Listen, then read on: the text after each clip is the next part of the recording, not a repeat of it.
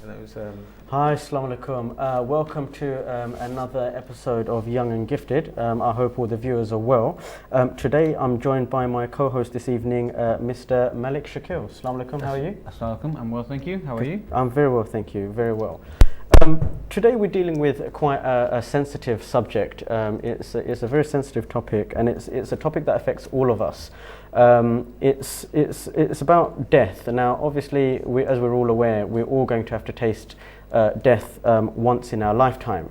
Now, what happens in the unfortunate circumstance that you're terminally ill, you don't have any friends, you don't have any family, you don't have any relatives, or let's just say you're a revert to Islam and your family disown you. What happens in that circumstance? Because obviously, this can be a very lonely and a very scary time. So today we've got with us a couple of brothers from a charity known as End of Life Support. They're a very new charity. They're in the process of being registered. And to my right, I have brother Abu Mumin, who's a volunteer in the organization. And to my left, I have brother Moshin Uddin. Wa alaikum salam. How are you both today? Alhamdulillah. Alhamdulillah. Yes. Thank you very much for inviting us. No, it's our pleasure having you on here. Yeah. Right, brothers, can you tell us a bit about this End of the Life charity work and what it is and what is it that you exactly do? Okay. Well, just a slight correction. End of Life is one of our program. The organization is called 13 Rivers. Okay. Sorry, what did you say the organization? 13 Rivers Trust. 13 Rivers. 13 Rivers Trust. yeah. Okay.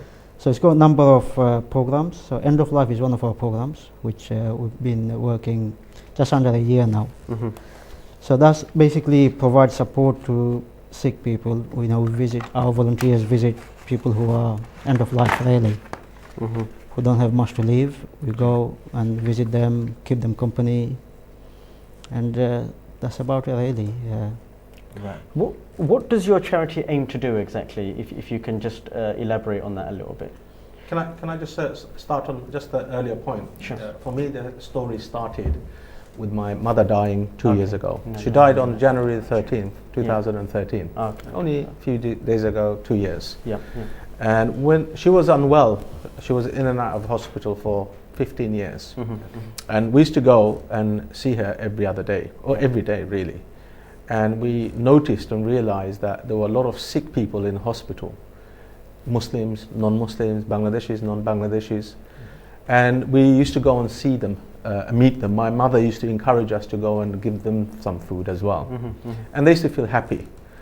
So when my mother died, for me, that was a moment that I was going to do something that was going to be pleasing to my mum and was going to help her with Sadaqah Jariyah. I started volunteering, and I met my brother Peter Chatfield, Mm-hmm. that we'll talk about. Of course. And we visited him for quite a long time, about 6 months, until he passed away. He had cancer. So for me, it's a personal story. Sure. Of helping people on a personal day-to-day basis without judging them. Yeah. Right, okay. I mean, tell us a little bit more about Eden Care. I mean, where does Eden Care, where did it come about from? How long has it been around? And 13 Rivers Trust, that's obviously something that you're involved in as well. How do those two relate with each other, and what are the functions of each of those? I'll do Eden Care. Sure. Eden Care is the qualitative side of visiting people who are critically ill or people who have been diagnosed as dying. They're on palliative care. Terminally ill and dying. Sure. And what we do is all the volunteers are recruited, they're DBS checked, they're reference checked, and they're interviewed. Mm-hmm. So they're vetted really to go in and hospitals and hospice. Sure. Anybody just can't walk in. Sure. And what we do is we accept referrals. Mm-hmm. So family members can call us Mm-hmm. and say, we want you to go and visit somebody that we know who's not well. Yep. They could be Muslims or non-Muslims. And Eden Care provides this very technical service, like Maria Kelly, Yeah. like Age Concern UK. Sure, sure. We're working towards developing this program, make it watertight in terms of systems and processes, so the vulnerable people are not exploited, not taken advantage of. So that's in a nutshell what Eden Care is about. Within Sure. the Muslim Bangladeshi community, we have very little. We kind of celebrate life. Mhm. We celebrate, when somebody's born, we're happy. When somebody gets married, we're happy. Yeah, yeah. But on the other hand, on the other side, we have children who fall ill, who are dying. Our parents who fall ill and dying, and also the vulnerable within our community, the people we don't know about, and we try to go and meet them, visit them, make them smile, make them happy. Nice. Sure. So Okay. that was Eden Care. Now, Baisal, tell us about 13 Rivers Trust. Okay. Well, 13 Rivers, I mean, if I can share my, how I got involved with 13 Rivers and how did I come about. Just like Abu Bay shared his experience, my involvement was about more than a year ago. My father, he was seriously ill in the hospital. And this is when basically I left my other work, and for me that time, he was my priority. Especially being, I have a brother who lives much further away, but in here I was the only one who could actually go regularly. So 13 Rivers basically came is everybody from the management to volunteers, everybody have a story to tell why 13 Rivers idea came about. Sure. So if I can give you a bit of 13 Rivers history. No, of course, please do. Yeah, Please. why this name came about is, it was, you probably know some of our mothers and uncles and fathers may have told you, Bangladesh wilayah kita 7 সমুদ্র 13 নদী ফলে আমরা আইছি, from Bangladesh to England. Okay. So this is where the idea came about, the name came about. And it's a unique service we wanted to do mainly for our elder generation. Sure. Although younger generation, of course, benefiting from it. So that was the idea how 13 Rivers came about. For me, after my father was seriously ill and he had kidney failures, this is when I realized, there's so much needs to be done in terms of care, end of life support. Baisal, would you mind waiting while we just take a call? Sure, I think we've got our first caller on the line. Hi, Assalamu alaikum caller. Wa alaikum salam.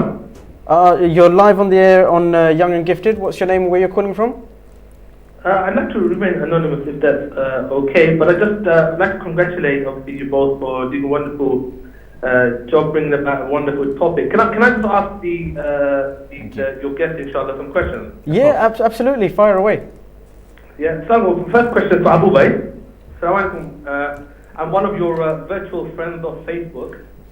We have met in person as well, so I'm not talking you anything, inshallah. But just a quick question, inshallah. Obviously, going through like a terminal illness is tough for anybody. And it's even more tough, I guess, when you're having to face this alone.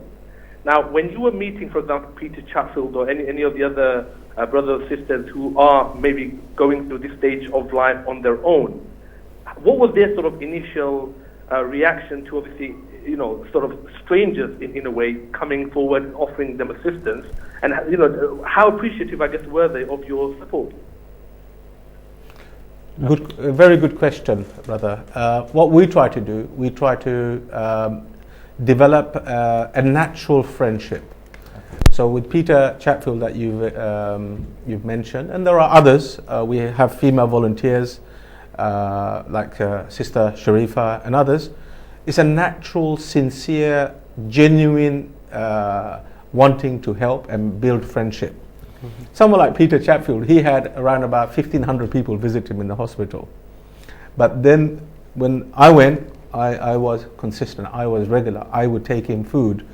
And it's not just me, many others would do the same. Okay. And from that 1,500, a few people became close to him. So he gave me the responsibility to organize his burial. Okay. So with my own mom, when she died, I kind of said, okay, when we went to the burial ground, I said, oh, that's a bit scary. Because we're not used to burying, we're not used to seeing sick people until it comes and happens to us. Absolutely. So he asked me, so when he died, first time ever in my life, I washed a dead body, and it was Peter Chatfield's dead body. Sure. And I initially freaked out. Yeah. But one thing I remember, the Garden of Peace, Brother Omar said, he said, wash the body as if a mother would wash her newborn baby, in a gentle, beautiful way, because you give him that wash, you put the perfume on, because he will be raised like that on the Day of Judgment in front of God. He made me love, in terms of the spiritual level, I went in another level. Then after that, I went inside the grave. Sure. Never done that before. Yeah. Took his body down. So it's all natural, it's not fake. So we look for natural, genuine people to come and volunteer for us. Sure. That's why, the vetting process is very important. Absolutely. So I think if it answers, brother asked as well, what the appreciation is from the people you're helping. Like, how does that come about? What have they said? it's a natural thing. So me and Peter, times of good. When he was going through pain, he had cancer. He was going through a lot of pain. So he was angry, frustrated, like a brother and sister would do. So he had to go at me. I tried to understand. How did this relationship with Peter Chapman come about? Sorry. I went to visit him. Oh, just randomly at the hospital? No. I made it my life mission that after my mother passed away, I was going to do something like this. Oh, right. And it was on one of these visits you bumped into Peter Chapman? No, I knew about him through social media. Right. That's why I keep an eye on social media a lot. Right. That's why I'm probably active. Sure. So I learned about him and others, and I went. Can we just take the time to just watch a video clip that you have very kindly provided in terms of what it is that you do, just so that our viewers can see just what it is that you do. If you give us a moment, the video clip will just be playing.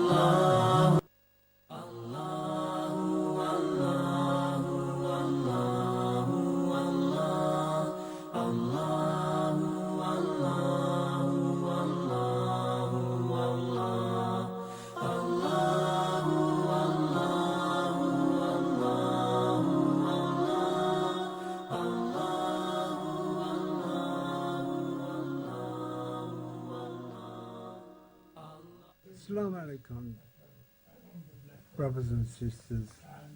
I'd just like to thank you all for all the support you gave me whilst I'm going through the last throes of my life.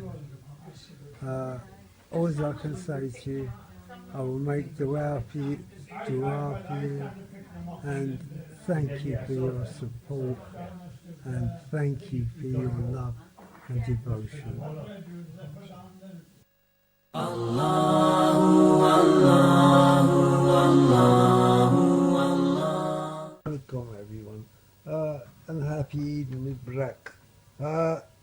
can see, it's Peter Saeed Islam or Peter Chatfield.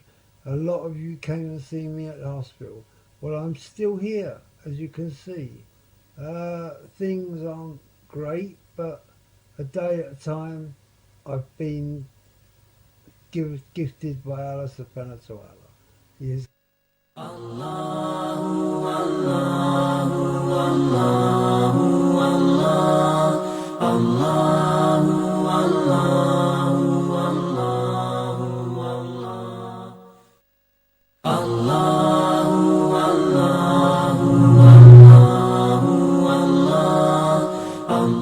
just seen a video clip of what these gentlemen do.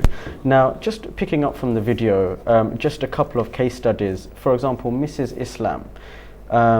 That we had a very brief discussion earlier about that, and you told me it was a very sad case. Tell me a little bit more about Mrs. Islam. Mrs. Islam is a Bangladeshi sister who lived in a care home alone. She doesn't have any family members in the UK. Sure. And it was only the neighbours' children who, it's a long story, they saw her in a dream, and they went to visit her, and they realised she passed away. We helped raise funds, and I decided, that was fresh in my head when my mum died, so I decided, since I've raised a lot of money, you know, Jazakallah khair to all the brothers and sisters who donated, and so I decided to go to the funeral prayer. So when Alhamdulillah, in Islam Mosque, you get lots of people, you feel good. Then I thought, okay, I'm going to go to her burial. And I realized that only a few people, handful of people went to her burial. And I helped bury her. Sure. You know, and what we do is, we do sadaqah jariyah. We do good deeds all the time. So recently, one of the things we did with all our Facebook friends and all our family and friends, we did a khatam, online khatam. Of the Quran. Would you mind if we just took a call? Yeah. Hello? Assalamu alaikum. Wa alaikum salam, caller. Yes, it's just the first caller back again, inshallah, just to harass you guys even more, inshallah. No, carry on. But just a quick question with regards to Mrs. Islam that Brother Abu was just mentioning. Now, obviously, this is a Bengali lady, a Muslim lady, who happened to sort of live her last years of her life in a care home.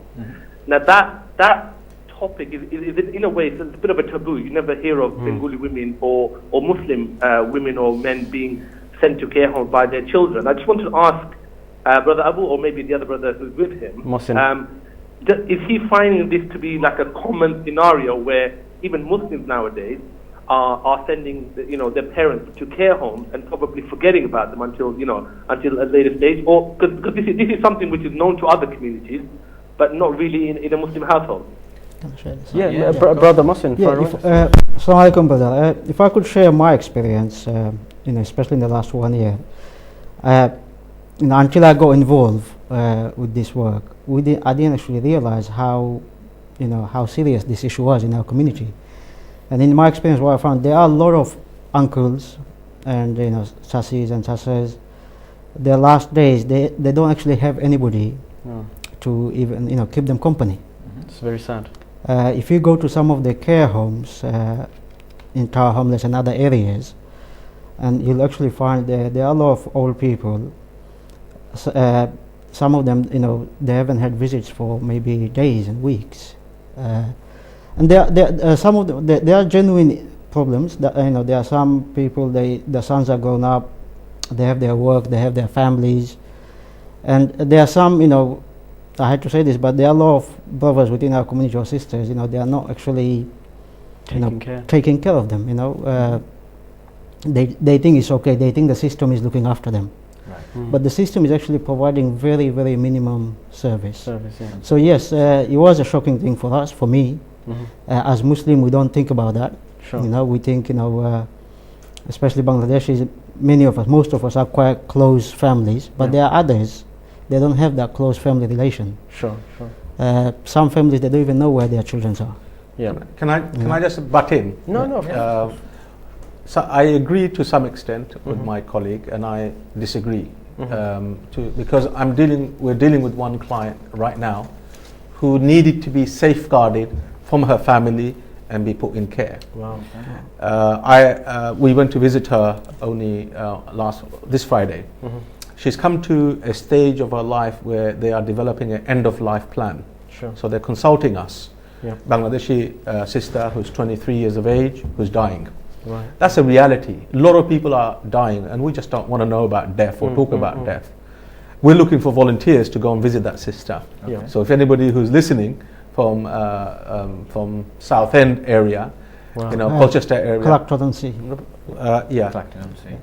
that area, please call us. I mean, any volunteers. I mean, and I'll put this out to all of our viewers. Anybody that is looking to help in this kind of work, please do call into our show on 0203 397 4740.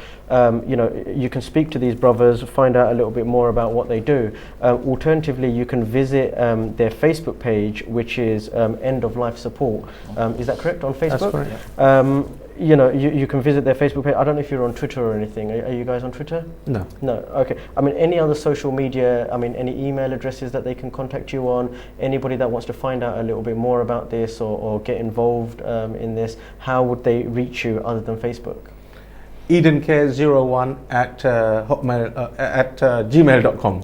Okay, so that's EdenCare01 at gmail.com. Yeah. Yeah. Inshallah. Our number is 0203 397 4740. Please do feel free to call in. Can I just also butt in? It's another important point. No, sure. About the way it's looking. When somebody is terminally ill, a lot of families don't have this, they live in overcrowding conditions, they don't have the right equipment, so the family member needs to go into care home. Yeah. The care home needs to be culturally inclusive. Yeah. So the last moments of their life, there are appropriate services. So one of the examples I gave when my mum... Sure. What I'll do, sorry to cut in there. I mean, we are going to go to a short commercial break now. Inshallah, as soon as we come back, we will carry on discussing that. We'll catch you on the other side. Thank you very much. Thank you.